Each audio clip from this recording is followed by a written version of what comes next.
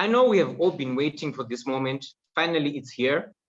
I know we've all been waiting to hear what our chairman has to say about his journey as an entrepreneur. Let me encourage you to get your pen and notebook ready to write as much notes as you can. Remember to keep your gadget on mute and utilize the chat box and comment section. You can ask questions and share your thoughts and ask anything you feel like contributing to the conversation as the discussion progresses. At this moment, I'll ask our technical team to play the interview.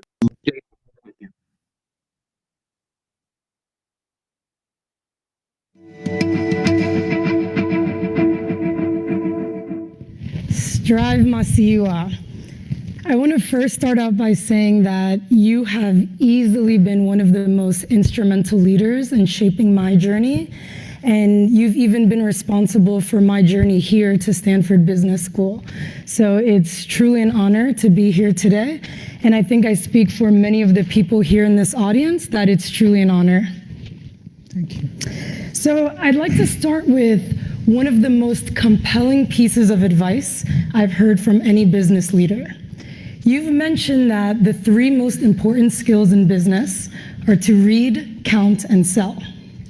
Take us back to the early days of your career and how you cultivated these skills and used them to become a successful entrepreneur. Well, first of all, it's indeed a great privilege and honor to be here. Thank you for inviting me. In particular, my colleague and dear friend, the chairman of Stanford, Jeff Rakes. Thank you, Jeff. Jeff and I work on the Alliance for a Green Revolution in Africa. And he invited us here to hold our board meeting here. So I've got a number of my colleagues from the board, and Judith Rodin, I see there, Josette and Lena. Thank you so much for joining us today.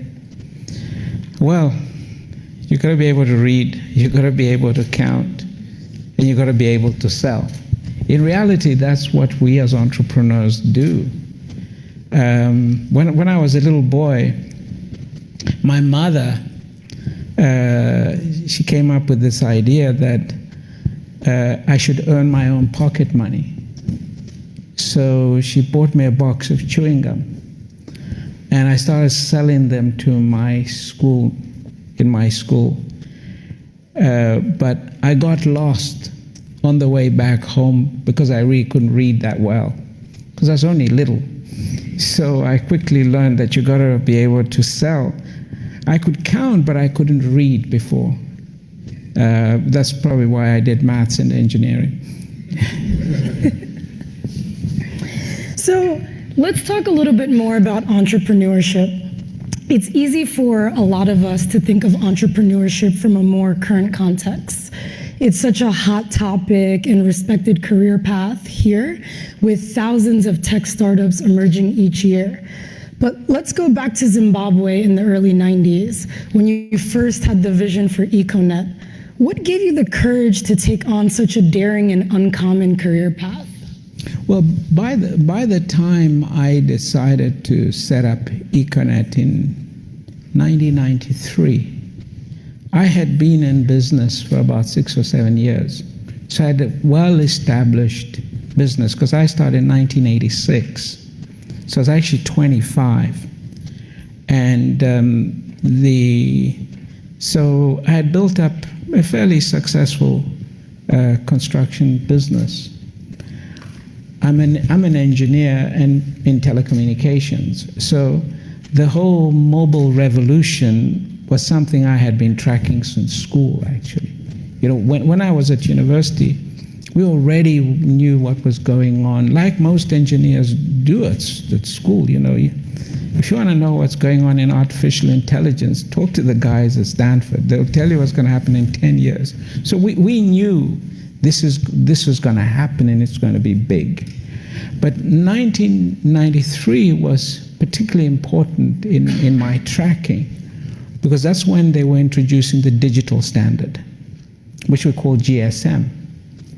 And I immediately knew this is the time to get in.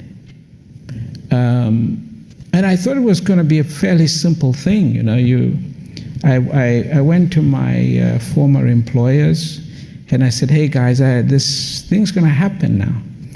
I'd like to do a joint venture with you.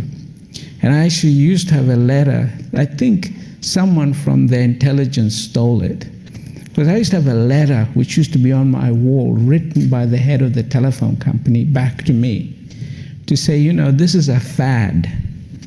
It's going to disappear. We have more important things to do here. So don't bother us. So I went back and I said, okay, since you don't want to be bothered, let me do it. They said, well, no, you can't do that because then you would violate our monopoly. I said, so how can you have a monopoly in something you don't do?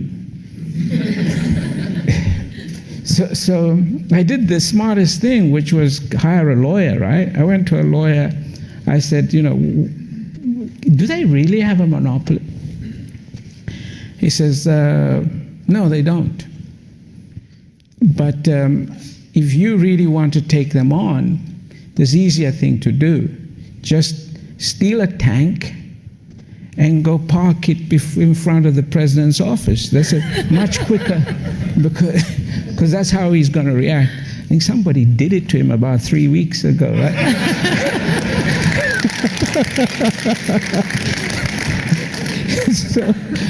so we won't go into that. So anyway, I took him to court. And I hired a lawyer from New York, an amazing American lawyer called Judith O'Neill. And she was a specialist in telecommunications law, but she couldn't practice in our jurisdiction. And she read the law and she said to me, you know, you've got a point. I'll help you with this. So she actually used to come to Harare and advise my legal team on this battle, and it took us 5 years. Wow. So at the time, you were trying to bring in a service when 75% of Africans had not heard a telephone ringing. So you were trying to solve a problem that Africans did not yet know they had. How did you gain the boldness and the conviction to take on such a problem at the time? You know, when I worked as a telephone engineer, you know, can you imagine, we used to take out adverts. The government used to saying to people, you talk too much on the phone. The ads used to say, don't jabba jabba so much to the customers. So, I mean, to get when you worked for a telephone company in any African country, one of the great, you know, whenever you walk down the street, people would come up to you and say, you know, can you help me get a telephone line? It was a badge of honor, and a lot of my friends made money out of it. It was called corruption. You know, but it could take officially 14 years to get a telephone in most African countries. Our teledensity was 0.07%. So it was literally impossible for anyone to have a telephone line. And when we went to the Constitutional Court, we took this thing through the lower courts. And of course, to be honest, by the time we got to the Constitutional Court, I was public enemy number one. I mean, it wasn't funny. I used to get arrested. But when we finally get to the Constitutional Court, we had to get evidence for our court to even consider. It's not very different from your own Supreme Court. And we were to face a 9-member bench. And the matter was no longer about the monopoly. We had taken it as a matter of freedom of expression. And so we said, look, 75% of the people of this country have never heard a telephone ringing. That was the headline and that captured headlines across the entire African continent. 75% of our people have never heard a telephone ringing. And people were calling me and said, where did you get this statistic from? And I showed them where we got it. We had to gather this research, which is very important as an entrepreneur. You've got to get your data. So the court pulled down the monopoly. And for me, it was really, we were just trying to respond to a need.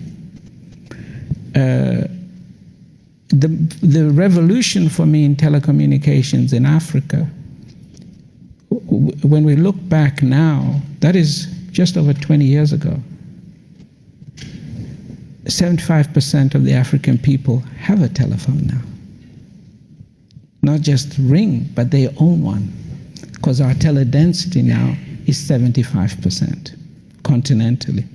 Some countries like Botswana, well, they're 120%, 130%. I don't know how they do that stat, but in Nigeria, I know how they do it because it's the robes, you see, so they have one phone here and the other one in this.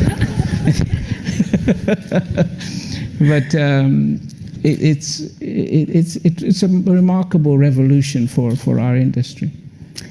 It seems like every step of the way, building trustworthy partnerships were fundamental to your success.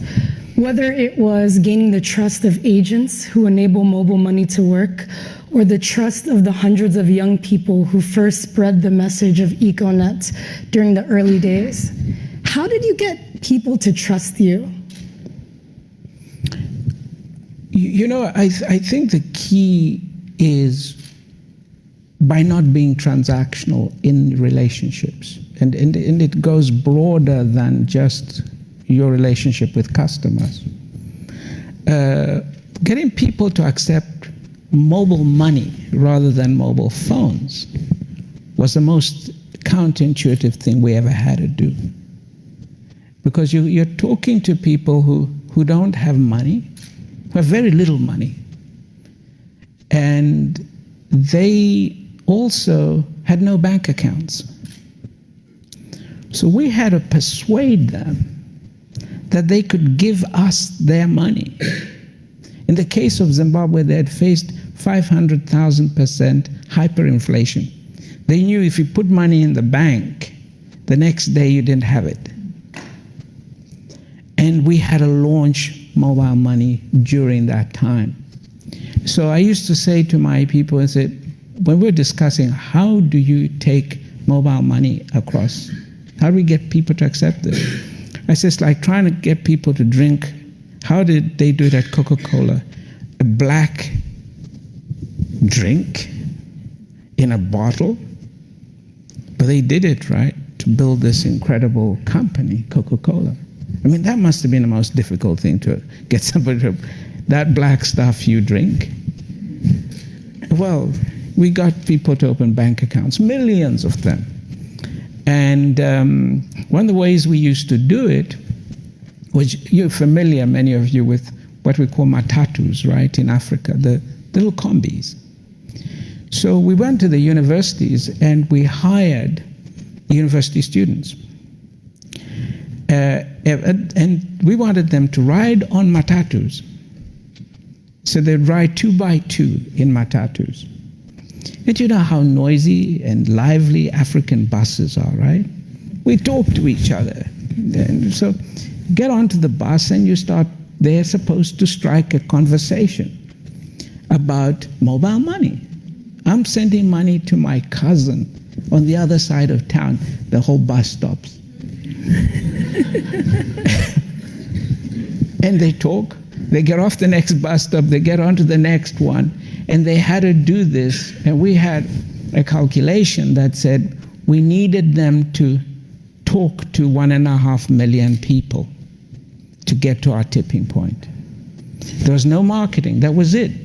Those guys on the buses talking and getting off the next one. And people didn't realize the same guys coming on the bus and having an argument about, and we also said street comedy, where someone will say, you've stolen my money, and they start a mock fight in the middle of a township. And people will always gather when there's a fight, right? So they then explain that actually you can't steal my money because it's in my phone. And that got people to go out and register. And so these are just techniques that our people work on. Amazing.